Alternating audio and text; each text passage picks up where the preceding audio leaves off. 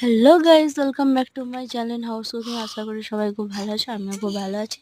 তো দেখো, আজকে ভীম মেলা দেখতে গিয়েছিলাম বলতে আমি যাইনি, আমার বর গিয়েছিল।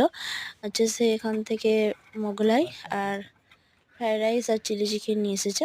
মোগলাই পরোটা দেখতেই পাচ্ছ, কার কার মোগলাই পরোটা খেতে ভালো লাগে কমেন্টে জানিও। আমার তো দারুণ লাগে, আমি মেলায় যাব মানে মোগলাই খাবো না, এটা হতেই পারে না।